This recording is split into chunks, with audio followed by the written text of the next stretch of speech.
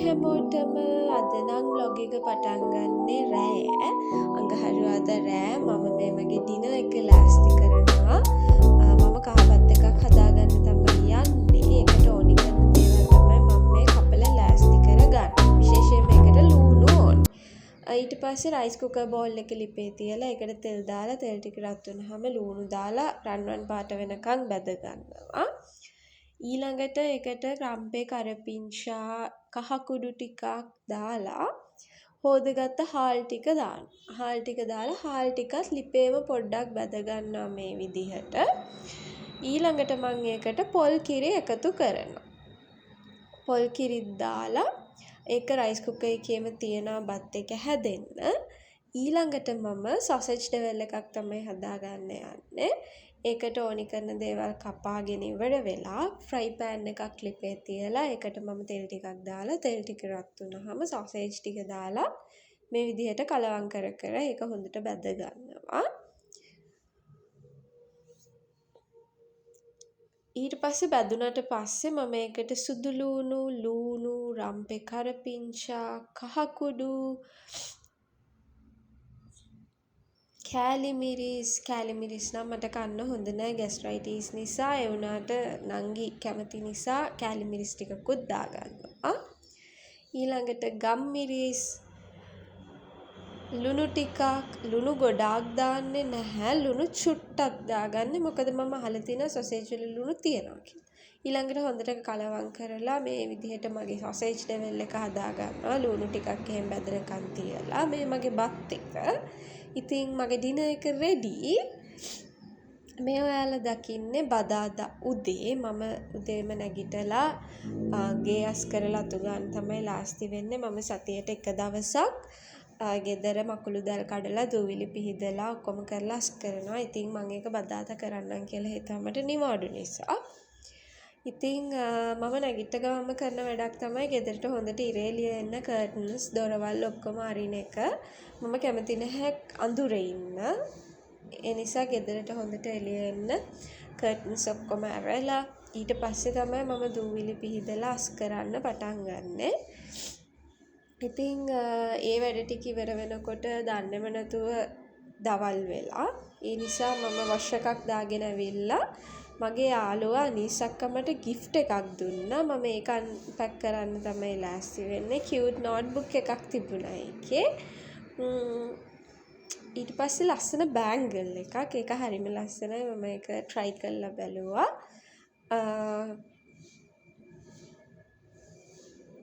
ඊළඟට මේ cute පැන්සල. ඒක ලස්සනයි. වඳුරෙක් තමයි උඩ ඉන්නේ හැබැයි. ඊළඟට යමට රතු පෑනක් දීලා තිබ්බා මේ දවස්වල මට වටිනම දේ.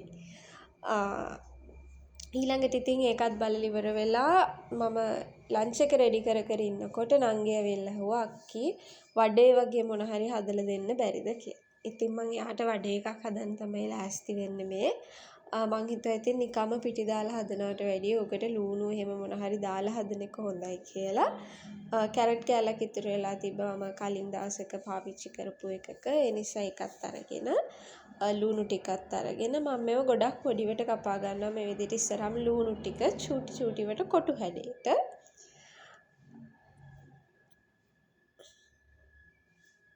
ඊළඟට මම කැරට් එකත් කොටු හැඩයට කපා ගන්නවා.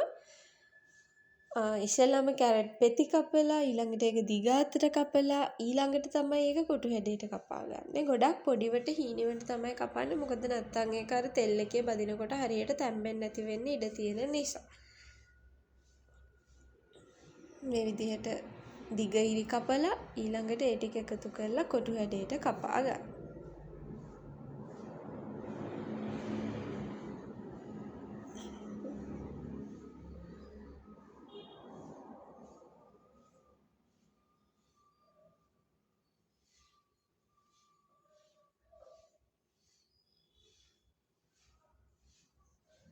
මේ තියෙන අපේ වඩේකට ඕනි කරන දේවල් කහ කුඩු ලුණු කැරට් ඊට පස්සේ මිරිස් කුඩු කෑලි මිරිස් කුඩු නෙවෙයි කෑලි මිරිස් ඊළඟට ලුණු කුඩු ගොඩක් දේවල් දාන්න ඔය ටික තමයි දාන්නේ. අන්තිමේට පාන් පිටි ඕනේ වෙනවා.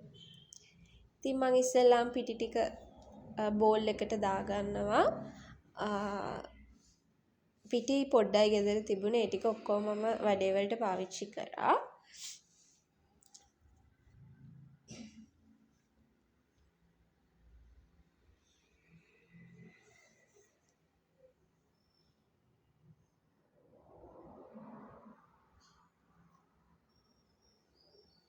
ඊළඟට මම ලුණු කුඩු හැඳි භාගයක් විතර දාගන්නවා.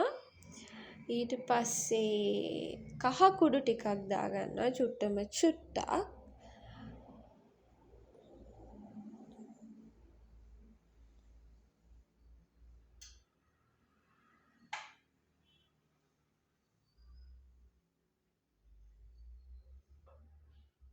ඊළඟට මම ඒකට කෑලි මිරිස් හැන්දක් විතර දාගන්නවා.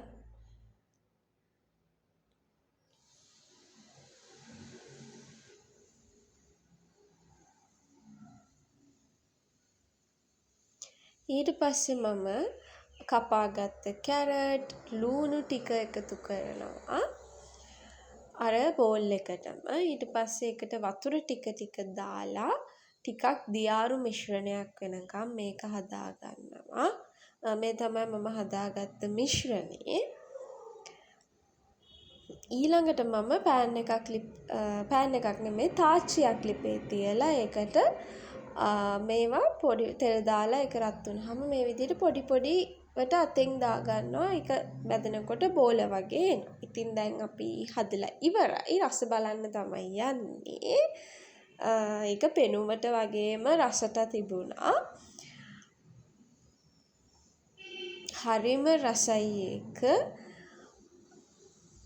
ඊළඟට ඉතින් ඔහොම ඉඳලා මම ස්නැක් එකක් හදන්න ලෑස්ති වුණා. මේ දවස්වල ඉතින් ගෙදර ඉන්න නිසා මගේ වැඩේම එක කෑම වර්ග හදන එක. මම කෑම වර්ග හදන්න හරිම ආසයි. ඒකට ඕන කරන පාන් පිටි ඊළඟට ලුණු දාලා මම මේ ඩෝ එකක් හදාගන්න තමයි යන්නේ.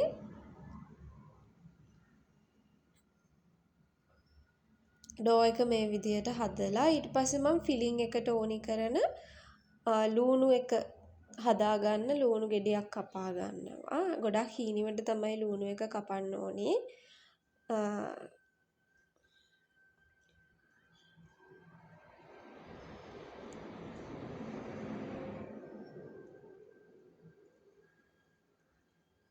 ඊළඟට මම මේ ලූණු ටික හොඳට අතින් පොඩි කරගන්නවා. අර යටින් එකතු වෙලා තියෙන ලූණු ටික වෙන් වෙන්න. එතකොට ඒක ෆ්‍රයි කරගන්න ලේසි. ලූණු තෙල් දාන්න තමයි යන්නේ.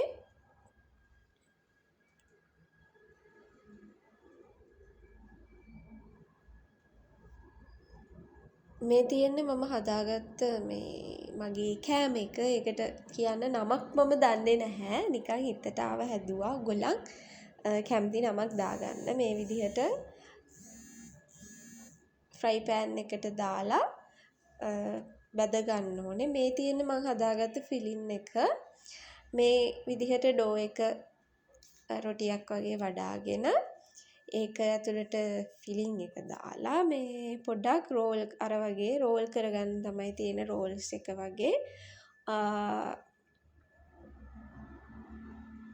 නමක් ගමක් දන්නේ නැති කෑමක්. මේ විදිහට මේක මෙහෙම රෝල් කරගන්න ඕනි. මේක ටිකක් තෙල් එක්ක කරන්න ඕනේ වැඩක්. මම තෙල් නැතුව කරන්න ගිහිල්ලා ඒක වාජනේ ඇලුනා. ඉතින් ඊට පස්සේ මේ විදිහට හැඩයට හදාගන්න ඒවා ෆ්‍රයි පෑන් එකට දාලා ෆ්‍රයි කරගන්න ඕනේ. ගොඩාක් තෙල් දාන්න නැහැ. නන් ස්ටික් පෑන් එකට වගේ දැම්මහම ගොඩක් තෙල් ඕනේ කරන්නේ නැහැ. ඊළඟට ඉතින් මේ තියෙන්නේ මම හදාගත්ත එක. දැන් රස බලන්න තමයි තියෙන්නේ. ඒක මං කන රස බලනකොට නංගි හොරෙන් කාලත් ඉවරයි. ඒක හරිම රසයි. ඉතින් නමක් දාගමු. හවස වැඩ ටිකත් ඉවර කරලා මම දැන් ඩිනර් එක රෙඩි කරන්න තමයි ලෑස්ති වුණේ. නංගි කිව්වා මොන හරි කෑමක් හදමු කියලා. ඉතින් දවසම එක එක කෑම හදන එක තමයි කරේ. රාට මම හිතුවා එළවලු පෑන් කේක් ටිකක් හදාගන්න. ඒකට මම කැරට් අල ලීක් සහ ලුණු තමයි පාවිච්චි කරන්නේ. ඉස්සෙල්ලාම කැරටුයි අලයි දිග හැඩයට කපා ගන්නවා. පෑන් කේක් එකට දාන්න ඕන නිසා අර දිගත් අතට කූරු කූරු වගේ වෙන්න කපා ගන්න. ටිකක් හීනිවට තමයි කපා ගන්නෙ, ගොඩාක් මහතට නැතු.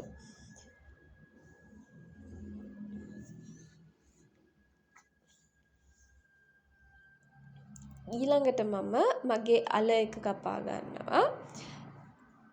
ඒකත් අර හීනිවට තමයි කපා ගන්නෙ.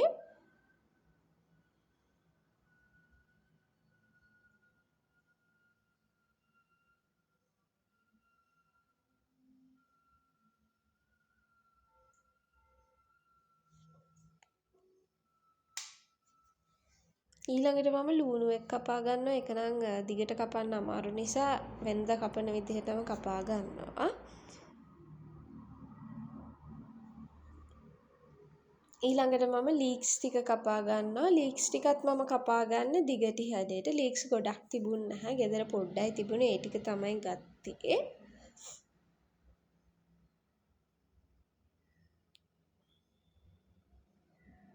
මං සාමාන්‍යයෙන් ගෙදරට එළවලු ගේන්නේ දවස් දෙකකට සැරයක් 3කට සැරයක් වගේ. ඒ නිසා ඉරිදා ගෙනාවහම බදාදා වගේ වෙනකොට එළවලු ඉවර වෙනවා. ඊළඟට මෙහෙම මේ තාච්චියක් ලිපේ තියලා ඒකට කැරට්, අල, ලූණු, ලීක්ස් ඔක්කොම දාලා කහ කුඩු චුට්ටක්, ලුණු කුඩු ටිකක්, ගම්මිරිස් කුඩු ටිකක් දාලා හොඳට කලවම් කරලා මේක වතුර චූට්ටක් දාලා පියනකින් වහලා හොඳට තම්බ ගන්නවා. ඊළඟට ඒ තම්බගත්ත මිශ්‍රණේ මේ තියෙන පෑන් කේක් මිශ්‍රණේ ඒක මට නංගි හදලා දුන්නේ. මේ විදිහට පෑන් එකක් අරගෙන ඒකට තෙල් ෂූට්ටක් දාලා අර පෑන් කේක් මිශ්‍රණයෙන් දාලා තෝස් එකක් වගේ හදා ගන්න. මේක ඇත්තටම මට අම්මා කියලා දුන්න කෑමක්. හැම කෑමම වගේ අම්මා තමයි කියලා දුන්නේ. ඊළඟට මේ විදිහට තෝස් එකක් වගේ හදාගෙන මේකට මේ එළවලු මිශ්‍රණය දාලා පෑන් කේක් එක වගේ රෝල් කරගන්න තියෙන්නේ. අර අපි පොල් පැණි වෙනුවට තමයි මේ එළවලු ටික දාන්නේ. නැත්තම් විදිහ එකයි. ඉතින් මේ විදිහට රෝල් කරගන්නවා. මේ තියෙන්නේ මම හදාගත්ත එළවලු පෑන් කේක් ටික. දැන් ඉතින් අපිට රස බලන්න තමයි තියෙන්නේ. ඒක ගොඩාක්ම රසයි. ඉතින් අපේ දවස ගෙවුනේ මේ විදිහට. ඉතින් අලුත් වීඩියෝ එකකින් තවත් දවසක හම්බෙමු. බයි බයි.